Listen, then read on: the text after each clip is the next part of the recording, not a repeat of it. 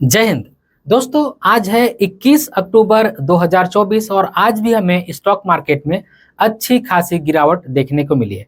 और मैं video same day को शूट कर रहा हूं, यानी कि 21 अक्टूबर 2024 को ही वीडियो शूट कर रहा हूं।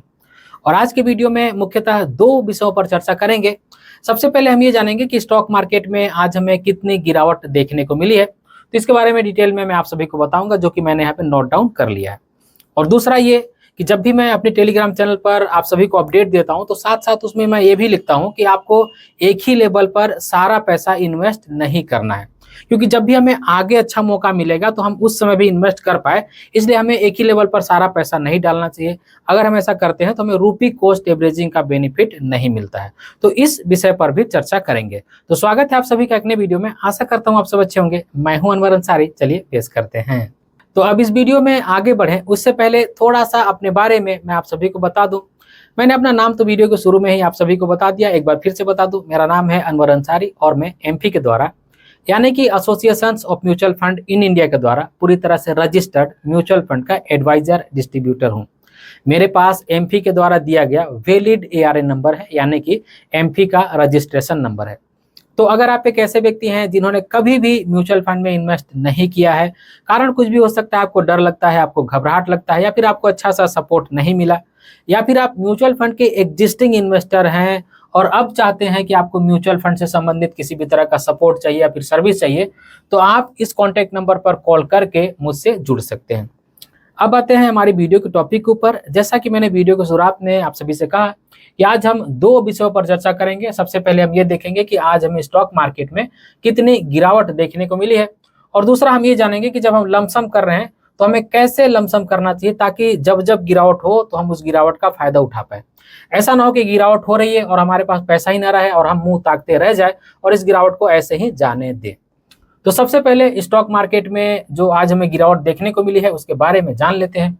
तो आज भी जैसे ही स्टॉक मार्केट की शुरुआत हुई, स्टॉक मार्केट में अच्छा खासा हमें गिरावट देखने को मिला, लेकिन कुछ समय के बाद ही स्टॉक मार्केट अच्छा खासा रिकवर भी कर गया।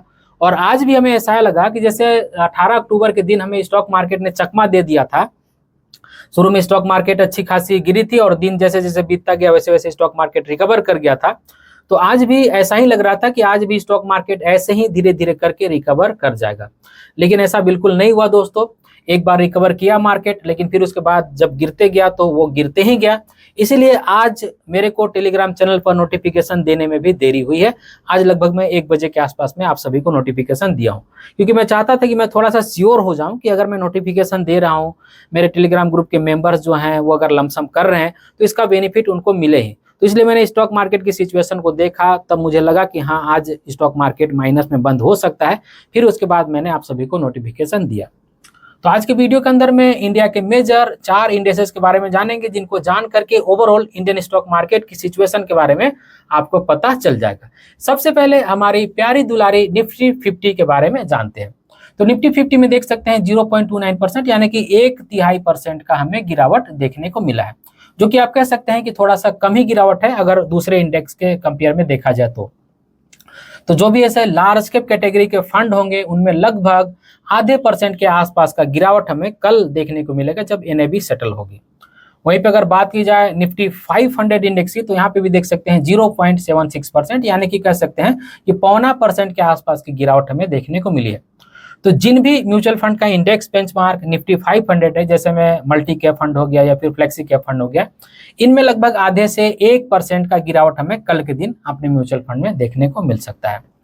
और वहीं पे बात की जाए निफ्टी मिड कैप 150 इंडेक्स की, जो कि मिड कैप म्यूचुअल फंड का इंडेक्स बेंचमार्क है, इसमें 1.50%, यानी कि एग्जैक्ट हमें 1.5% की गिरावट देखने को मिली है। तो अब क्योंकि 1.5% की गिरावट देखने को मिली है तो म्यूचुअल फंड में भी लॉस होगा। तो अच्छा खासा जो भी मिड कैप कैटेगरी के म्यूचुअल फंड है उनमें 1 से लेकर के 2% के आसपास की हमें कल गिरावट देखने को मिलेगी, या फिर हमारे म्यूचुअल फंड में कट देखने को मिलेगा। वहीं पे अगर बात की जाए निफ्टी स्मॉल कैप 250 इंडेक्स की, जो कि सबका चहीता है, जिसमें सभी लोग अपना पैसा इन्वेस्ट करना चाहते हैं, इस इंडेक्स में भी अच्छा खासा गिरावट हुआ है। जबकि यहाँ पे आप देख सकते हैं कि जो सारे इंडेक्स हैं उनमें सबसे ज्यादा गिरावट हुआ है। तो गिरावट आप देख सकते हैं कि 1.65%, यानी कि 1.5% से थोड़ा सा ज्यादा ही गिरावट हमें देखने को मिला है। तो जो भी स्मॉल कैप कैटेगरी के म्यूचुअल फंड होंगे उनमें लगभग 1.25% से लेकर 2% के आसपास में हमें गिरावट कल के दिन देखने को मिलेगी या फिर हमारे एनएबी से कट देखने को मिलेगा।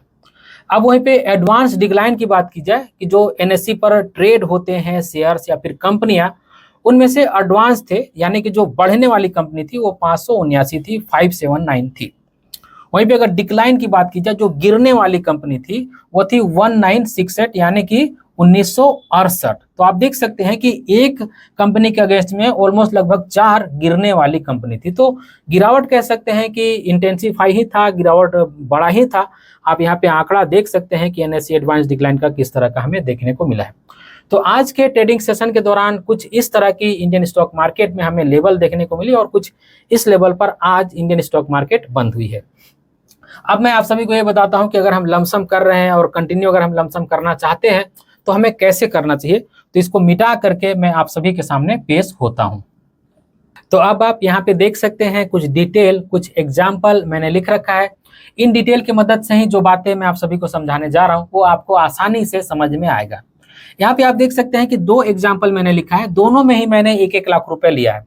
दोनों में ही अलग अलग अमाउंट नहीं है, अमाउंट सिमिलर है। बस फर्क यहाँ पे ये है कि जो पहला 1 लाख रुपए है इसको मैंने 10 से डिवाइड किया है और ऐसे में हमारे पास नंबर ऑफ इंस्टॉलमेंट जो आ रहे हैं वो 10 आ रहे हैं। और अगर इंस्टॉलमेंट की अमाउंट की बात की जाए तो वो 10,000 रुपए आ रहा है। और वहीं पे अगर हम दूसरे एग्जाम्पल की बात करें तो यहाँ पे भी 1 लाख रुपए ही है, लेकिन इसको नंबर ऑफ इंस्टॉलमेंट हमने कम ही किया है यानी कि 5 से डिवाइड किया है और ऐसे में जो अमाउंट आ रहा है वो 20,000 रुपए आ रहा है। तो नंबर ऑफ इंस्टॉलमेंट हमारे पास 5 है और अमाउंट की बात की जाए तो 20,000 रुपए है। तो फर्क यहाँ पे ये है कि एक में नंबर ऑफ इंस्टॉलमेंट ज्यादा है और दूसरे वाले में नंबर ऑफ इंस्टॉलमेंट कम है, बस इतना ही फर्क है। अब यहाँ पे सवाल ये आता है कि लोग 2 तरह के होते हैं। कुछ ऐसे लोग होते हैं जो हर गिरावट पर अपना पैसा इन्वेस्ट करना चाहते हैं। तो अगर आप एक ऐसे व्यक्ति हैं जो हर गिरावट पर चाहते हैं कि मैं अपना पैसा इन्वेस्ट करूं, तो ऐसे में आपके पास जो अमाउंट है उसको ज्यादा नंबर ऑफ इंस्टॉलमेंट में आपको डिवाइड करना चाहिए। क्योंकि अगर आप उसको कम नंबर ऑफ इंस्टॉलमेंट में डिवाइड करेंगे तो 4-5 गिरावट में ही आपका पैसा सारा खत्म हो जाएगा और बाकी स्टॉक मार्केट में हो सकता है आगे भी गिरावट हो और आप उस गिरावट का फायदा ना उठा पाएं। तो अगर आप एक ऐसे व्यक्ति हैं जो हर गिरावट पर पैसा इन्वेस्ट करते हैं, जब भी 1%, 1.5%, 2% की गिरावट आती है तो नंबर ऑफ इंस्टॉलमेंट थोड़ा सा आपके पास ज्यादा होना चाहिए कि आप हर गिरावट में अपना पैसा इन्वेस्ट कर सके, हर गिरावट में पार्टिसिपेट कर सके।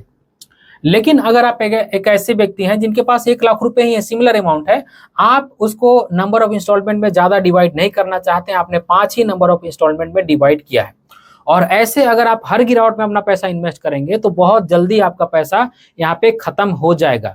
4-5 गिरावट में ही आपका पैसा खत्म हो जाएगा और अच्छे से आप गिरावट का फायदा भी नहीं उठा पाएंगे। तो अगर आपके पास नंबर ऑफ इंस्टॉलमेंट कम है तो आपको हर गिरावट में पार्टिसिपेट नहीं करना है, आपको हर गिरावट में अपना पैसा इन्वेस्ट नहीं करना है। आपको करना ऐसा है, जैसे हमने 17 अक्टूबर के दिन देखा कि स्टॉक मार्केट में हमें अच्छी खासी गिरावट देखने को मिली थी। तो एक एग्जांपल के लिए मान कर चलते हैं हम, ये सिर्फ एग्जांपल है कि एक दिन हमें 1.5% की अच्छी खासी गिरावट देखने को मिली। दूसरे वाले एग्जांपल की मैं बात कर रहा हूँ। तो यहाँ पे हमें लमसम नहीं करना है। अब मैं मान कर चल रहा हूँ कि ये 17 अक्टूबर के दिन की ही बात है, ठीक है। 17 अक्टूबर को मानकर चलते हैं कि इतना उसमें गिरावट हुई थी उस दिन, मुझे एग्जैक्ट याद नहीं है, एग्जांपल के लिए मैं आपको बता रहा हूँ। तो 17 अक्टूबर के दिन जब हमने देखा कि स्टॉक मार्केट में गिरावट हो रही है तो भाई हमें इस दिन अपना पैसा इन्वेस्ट नहीं करना है क्योंकि हमारे पास नंबर ऑफ इंस्टॉलमेंट कम है। अब 18 तारीख की बात की जाए कि 18 अक्टूबर को, तो उस दिन तो स्टॉक मार्केट ने हमें चकमा दे दिया। उस दिन इन्वेस्ट करने का कोई फायदा ही नहीं था, उस दिन तो स्टॉक मार्केट फ्लैट बंद हो गया था। तो इसी तरह से अगर बात करें आज 21 अक्टूबर की, तो आज भी हमने देखा कि स्मॉल कैप और मिड कैप इंडेक्स में अच्छा खासा गिरावट हमें देखने को मिला। तो यानी कि अगर बात करें 21 अक्टूबर की, तो यहाँ पे हमें अच्छा खासा गिरावट लगभग मानकर चलते हैं मोटा मोटी कि 1.5% के आसपास का ही देखने को हमें मिला है। तो हम ये कर सकते हैं कि पहले वाले गिरावट को स्किप करके दूसरे वाले गिरावट में अपना पैसा इन्वेस्ट करेंगे। तो अगर हमारे पास नंबर ऑफ इंस्टॉलमेंट कम है, हमने कम इंस्टॉलमेंट से अपना पैसे को डिवाइड किया है, तो हमें हर गिरावट में पैसा इन्वेस्ट नहीं करना चाहिए। कम से कम एक गिरावट स्किप कर देना चाहिए, या फिर जब भी बड़ा गिरावट आए, जैसे अभी 1-1.5% के आसपास की गिरावट आ रही है, जब भी हमें 3-4-5% की गिरावट देखने को मिली तो उस समय हम पैसा अपना इन्वेस्ट कर सकते हैं। तो अगर आप एक ऐसा व्यक्ति हैं जो फ्रीक्वेंटली अपना पैसा इन्वेस्ट करते हैं तो अपना जो इंस्टॉलमेंट है उसको ज़्यादा रखिए, यानी कि नंबर ऑफ इंस्टॉलमेंट ज़्यादा रखिए, भले ही अमाउंट कम हो। और अगर आप एक ऐसे व्यक्ति हैं जिनके पास नंबर ऑफ इंस्टॉलमेंट कम है तो आपको हर गिरावट पर पैसा इन्वेस्ट नहीं करना चाहिए। कम से कम एक गिरावट स्किप कीजिए, अगले गिरावट में आप अपना पैसा इन्वेस्ट कीजिए। तो आज की इस वीडियो में बस यही वो बातें थी दोस्तों, जिसको मैंने एक छोटी सी वीडियो के माध्यम से आप सभी के सामने पेश किया। उम्मीद करता हूं आज की वीडियो आप सभी को अच्छी लगी होगी। अगर आज की वीडियो आप सभी को अच्छी लगी है तो इस वीडियो को एक लाइक जरूर कर दीजिएगा और इसी तरह की वीडियो देखने के लिए चैनल को सब्सक्राइब कर लीजिएगा और इस वीडियो को अपने फ्रेंड और फैमिली के बीच जरूर से शेयर कीजिएगा ताकि वो भी अवेयर हो जाए। इस वीडियो के आखिर में एक बार फिर से मैं आप सभी को याद दिला दूं कि हमारे टेलीग्राम चैनल का लिंक डिस्क्रिप्शन बॉक्स में है, ज्वाइन करना बिल्कुल भी मत भूलिएगा। उस टेलीग्राम चैनल पर जो भी सर्विसेज आपको मिलती हैं वो बिल्कुल फ्री ऑफ कॉस्ट होती है।